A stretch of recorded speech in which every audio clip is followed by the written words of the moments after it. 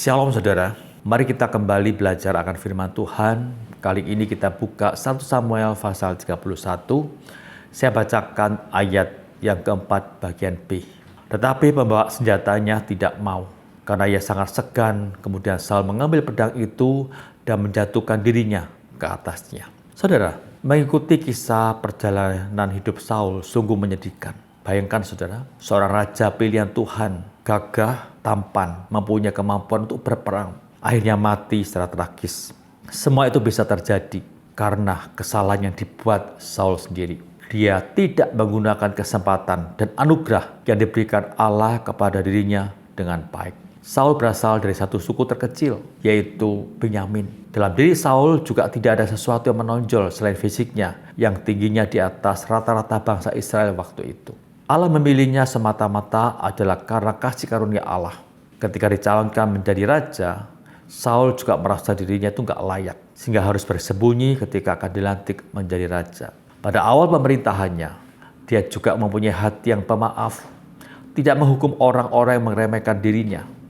Namun setelah berkuasa, saudara, dan sudah menikmati empuknya kekuasaan, dia menjadi lupa diri dan menjadi tinggi hati, menganggap dirinya hebat, bahkan melebihi seorang imam Samuel. Ketika Tuhan memperingatkan, dalam dirinya juga tidak ada penyesalan atau pertobatan. Itulah awal kejatuhan Saul. Saudara, ketika sudah memperoleh kekuasaan, maka yang dipikirkan adalah kekuasaannya, bukan bagaimana hidup menyenangkan Tuhan. Padahal kekuasaan itu dimilikinya, diperolehnya adalah berasal dari Tuhan. Salah satu sebab Saul terus mengejar Daud dan akan membunuhnya adalah karena dia takut kehilangan kekuasaannya. Saudara dikasihi Tuhan, kekuasaan telah membutakan Saul sehingga hidupnya tidak selaras dengan kehendak Tuhan, dan akhirnya Tuhan meninggalkan dirinya. Yang menyedihkan saudara, Saul sepertinya tidak peduli lagi roh Tuhan itu ada pada dirinya atau tidak. Yang penting kekuasaan ada dalam tangannya. Bagaimana mempertahankan kekuasaan itu supaya tidak jatuh ke tangan orang lain, itu yang dipikirkan. Padahal Allah sudah berfirman kepada dia melalui Samuel bahwa kekuasaannya kelak akan diberikan kepada orang lain. Tapi Saul tak berjuang dengan kekuatan dia melawan kehendak Allah. Dia tak berusaha meraih kekuasaan itu kembali dengan kekuatan dia, kemampuan dia sebagai manusia yang berdosa. Saudara dikasihi Tuhan, pada akhirnya dia harus rela melepaskan kekuasaannya ketika dia harus mengakhiri hidupnya sendiri dengan menjatuhkan dirinya ke atas pedangnya. Karena dia tidak mau dibunuh atau dibuat permainan oleh orang Filistin. Saul, anak-anaknya, dan seluruh pasukannya mati terbunuh. Orang-orang Filistin pun berpesta pora atas kematian Saul, saudara, dan memenggal kepala Saul. Sebuah akhir yang tragis bagi seorang raja Israel yang tidak hidup sesuai dengan kehendak Tuhan, tapi dibutakan oleh kekuasaannya. Saudara, saat ini kita juga telah menerima kasih karunia Allah, dipilih dan diangkat menjadi anak-anaknya. Maka kita harus bisa menghargai anugerah Allah tersebut.